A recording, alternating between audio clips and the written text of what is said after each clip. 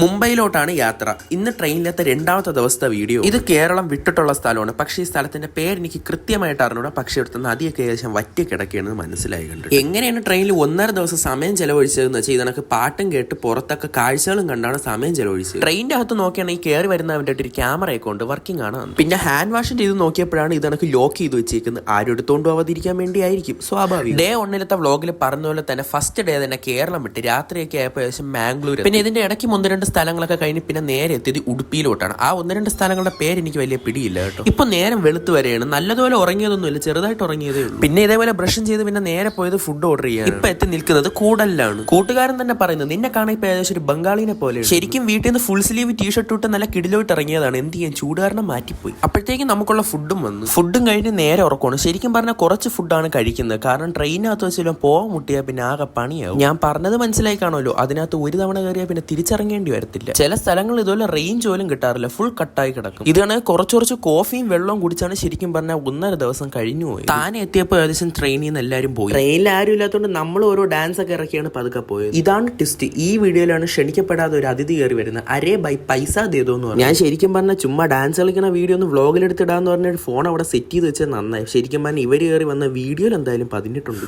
മുംബൈയിൽ വന്നിട്ട് ആദ്യമേ വള്ളി പിടിക്കണ്ട എന്ന് ഓർത്തിട്ട് വെറുതെ പ്രശ്നത്തിനൊന്നും പോയില്ല. പക്ഷെ ഇവർ ചോദിച്ചത് 100 രൂപയായിരുന്നു. 100 രൂപ തരാതെ പോവൂല, എന്റെ ബാഗൊക്കെ എടുത്തുകൊണ്ട് പോകുന്നൊക്കെ ഭീഷണി ഇറക്കി. പിന്നെ നമ്മൾ മലയാളികളല്ലേ, നമ്മൾ തിരിച്ചും ഭീഷണി ഇറക്കി. വേണമെങ്കിൽ 10 രൂപ കൊണ്ട് പൊക്കിയോന്ന്. അവസാനം ബാഗൊക്കെ പിടിച്ച് മേടിക്കുകയാണ് ചെയ്യും. അവസാനം പിന്നെ 10 രൂപ കൊണ്ട് പോവുകയും ചെയ്ത്. അത് വേറെ. ട്രെയിനിൽ നിന്ന് ഇറങ്ങി നമ്മൾ നേരെ നോക്കിയത് നമ്മളെ വിളിക്കാനുള്ള ആൾ വന്നിട്ടുണ്ടോ എന്നാണ്. അപ്പോൾ വന്നിട്ടുണ്ട്. This is mister Dinu bro.